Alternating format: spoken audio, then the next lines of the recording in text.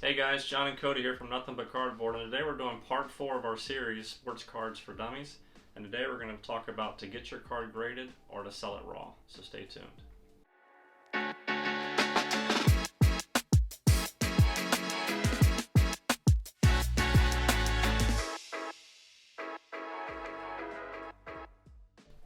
Hey guys, before we get going, I'm going to say thank you guys. We reached 500 subscribers, so we appreciate that. We're halfway to our goal. Yep. If you're not a subscriber, become a subscriber. Like, comment down below after you watch the video any thoughts that you have, maybe something we missed, something you do, something you didn't know about that you learned, and hit the notification. That way when we drop a video, you'll be notified. Yeah, so the first thing that we're going to jump into is pre-grading your card. Now, in my personal opinion, this is extremely important to do when you get the card first, because I can get emotionally attached to cards, and generally when that happens is I want it to grade higher, but that doesn't mean the card is going to grade that. So whenever you open a pack of cards, whenever you buy the card, pre-grade the card immediately so that your bias is as limited as possible. That way you have a true pre-grade of that card. And we're not going to get into the pre-grading process, but reference Jim and John's video. You know, he had such a great CSG return. He got the name until next return at least. But True. He goes into extreme detail how to pre-grade every single one of your sports cards, which could be applicable to trading cards as well, in detail. We're not going to do that. But just for the purpose of this video, we're just going to mention the 4 subcategories that make up a grade. And those are corners, edges, surface, and centering. So each of those subgrades will get a number grade between 1 and 10. And based on the cumulative grade of each of those subgrades, you will get a final grade for that card. Now, depending on which grading company you go with, the slab will reference subgrades and the main grade, or just the main grade itself. So pre-grading your card right when you get it is extremely important. Remove the bias. Don't have any emotion when you do it, because you need to know what the pre-grade of that card is, because you are protecting your investment. So the next part is reviewing comps. I do the same thing though. I'll see 10 comps and I'll try to get that card to go with 10. You want to be a little bit harsher, 100%. if anything. Yeah. So you want to look up comps to see what the card's going for before you determine to grade it or not to grade it. We usually use eBay. Terapeak is something that you can use on your laptop that will show you for a full year. Yeah. eBay, you can look up comps. It shows 9 months. We also use 130 point. 130 point will show you 3 months. And if it's a best offer, it will show you what that offer was. Not just it was a best offer and you have to guess. Yeah.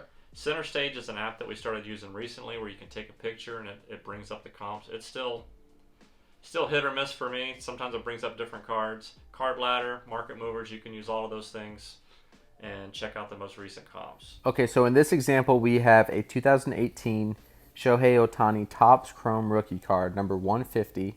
It is the base card, and we pre-graded it as a PSA 10. So we're going to go into our trusty search menu here with eBay, and we are going to check out the most recent comps for this card. So let's go ahead and scroll down a little bit, and we see that the most recent non-refractor PSA 10 of Shohei was $200. Let's check out a few more comps just to see if that was an anomaly. So we have another one at $202.50 and another one at $227. So let's just play it on the safe side. Let's say that this PSA 10 Shohei rookie card is $200. Even though we have this card pre-graded as a Gem Mint 10, let's check out the comps on a 9. And the reason why we want to check out the comps at a 9 is because on the off chance that PSA doesn't see this card in the same condition as we do, which again, all grading companies are subjective, so there's a possibility that we either miss it or the grader thinks differently. So let's play on the safe side. Let's look up a PSA 9 of the same card. So we got one right here that's $54. That seems a little bit cheap. Let's keep on looking around for another one. We have one here, best offer, so let's not use that. That's a PSA 10. Got some colors, refractor. Okay, we have, nope, that's a PSA 10 as well. Here's a PSA 9 that sold for $94.99, and another one that sold for $89.88. So that $54 sale was a one-off. So let's just play safe here, and let's just say the Shohei at a PSA 9 is $90. So you really want to have your pre-graded, you want to find out the value of your card at the pre-graded number, and additionally one less, just to give yourself a buffer. Once you identify the two prices or the comps, most recent comps for those cards that you're about to send, you need to then take a step back and say, how much money do I have invested into this card? How much money is it going to take to get graded? And based on that amount of money, what is my break-even point? So for example purposes here, let's say with this same exact card, we purchased it for $40. And let's say for whatever reason, we wanted to send this to PSA at a $50 grading rate. That means before taxes, we would have about $90 into this card. And if we wanted to sell this card on eBay and it graded a 10, we may make about $100. But if it graded a 9, we're either going to break even or we're going to lose a couple dollars based on the current comps and, eBay fees and so on and so forth.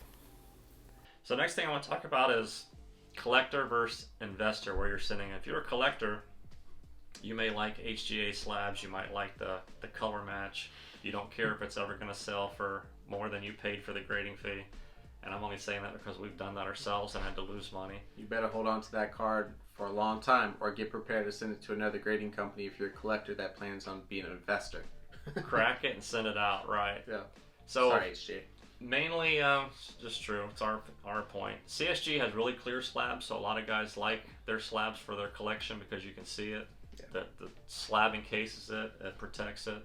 I'm not going to get in all the different ways that people collect stuff. They might like a grade 9 for all the cards or whatever. Yeah. So the difference between the grading companies, slab quality, the label, the resale value, what you're getting it for, and how long it's going to take. If it's your PC, you probably don't care if it takes 6 months to get a grade if it's going to come back looking nice and have the higher grade. Yep. So resale value is something that we always look at for investing. Like Cody was saying and John in the first video, the hybrid. You want to get money on your investment so that you can put it into your PC and keep that money going. Yep.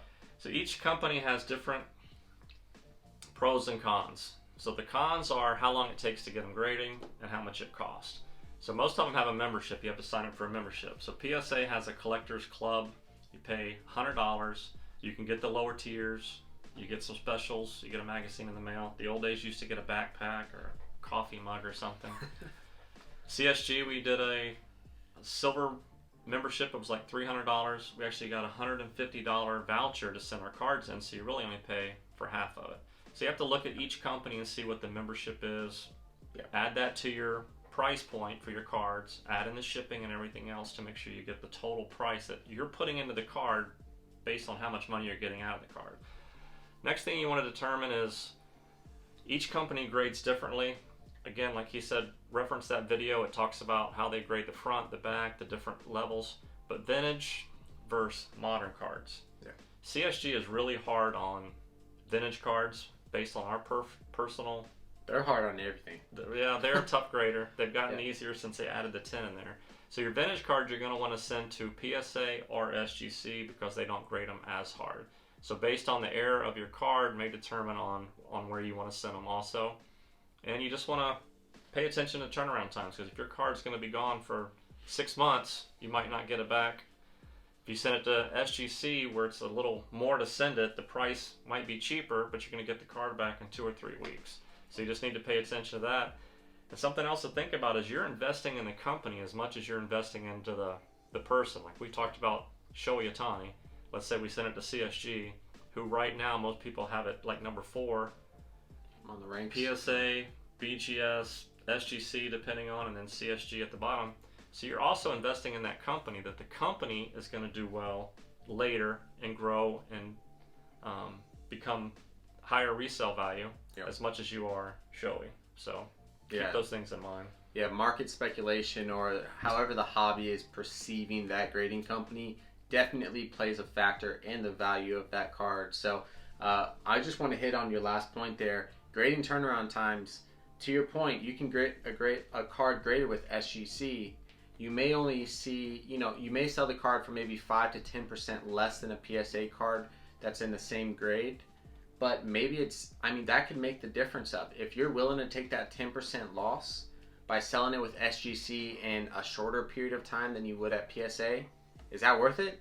We'll leave that up to you to make that decision, but in most cases, you need to make those kind of decisions when you're playing the market. And, you know, for example, preseason for football, that is the best time to resell your cards at a very high price point because a lot of investors and collectors are flooding into the market with all of the news about the NFL season starting. So again, really pay careful attention to turnaround times because that's burned us. So several times. Good point, because if you do SGC right now, they're saying 2 to 3 weeks. It's $30.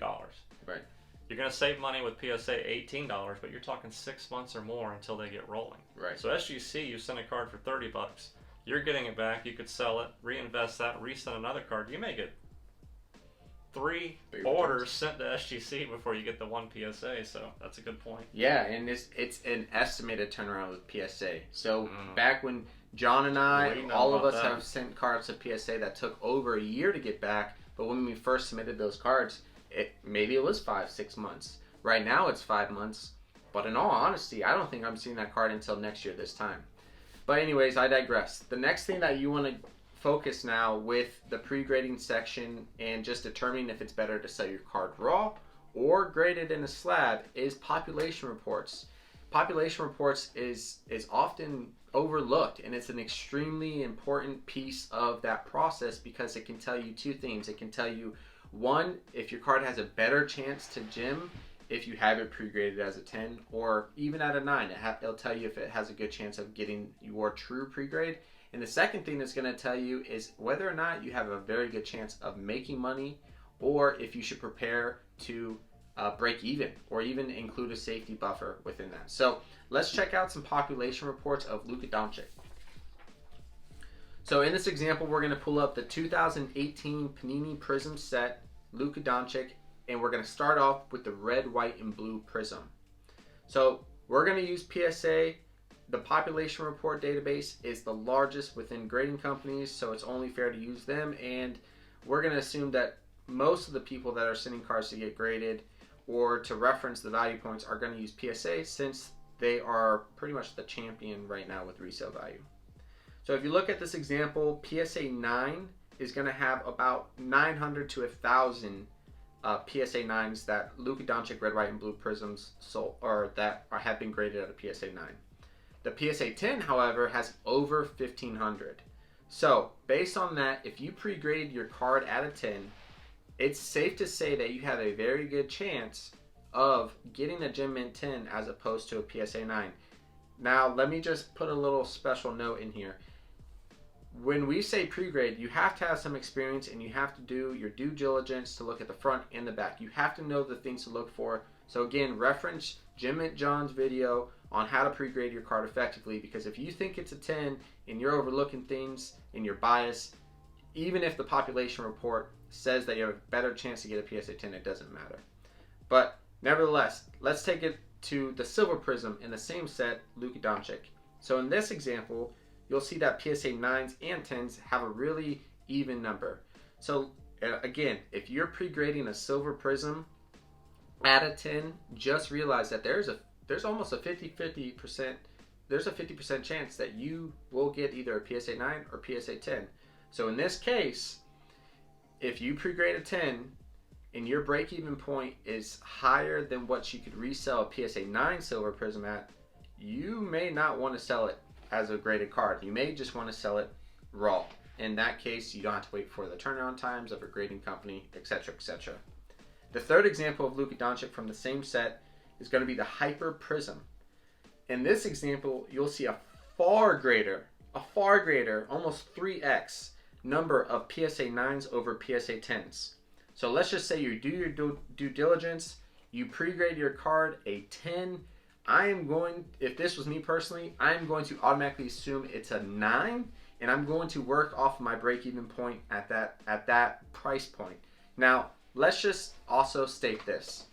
Manufacturing companies such as Panini will not always manufacture a perfect card, and PSA and other grading companies are not going to lower their standards with grading based off of inferior manufacturing. So be careful with assuming that a pack fresh card is going to grade a 10, because that's not the case. We have plenty of examples where we open a card fresh from a pack, we send it to get graded, it gets an 8 or a 9. Well, So we don't, but Cody does have that. Oh, I have plenty of examples of that. Thanks, Jim and John. But that's true. I mean, you think Yeah. pack fresh means nothing's wrong with it, but that card's in a box slipping around. It depends on where it was at and how it was cut, and Yeah, a lot of factors. yeah, So, too many. I think the main points of this video that we really want to drive home is, one, it's extremely important to pre-grade your card, and when you do that, be honest with yourself. Remove the bias. If you need to, bring in a second person that has experience with pre-grading cards. We do that often. I'll pre-grade a card. Jim and John will pre-grade it, and if we come to, we both think it's going to be a 10, that might help remove your bias as well. I think, and also equally as important step that we mentioned in this video is a safety buffer. If you know your break-even point and you think a card's going to grade PSA 10, just assume it's going to grade 1 point lower, and just build that safety buffer in there. That way you don't get burnt. That way your investment, the money that you invest into the card, you get back no matter what. So one thing that I want to just mention, now that we talked about selling your card raw or graded, is if you do decide to send your card to get graded, we actually released a video. We're going to leave the link in the description below about how to create and submit an order to PSA. We pick PSA because we submit the most of them, so go check that out. They have, in my opinion, one of the easiest submission processes, so it may be beneficial for you to view our 9-step process for your needs. So that's video 4. We have 2 more videos after this. The next video, number 5, will be releasing on next Monday, and that one's going to be telling you how and where to sell your sports cards. So thank you all so much for joining us today, and we'll see you on the next video.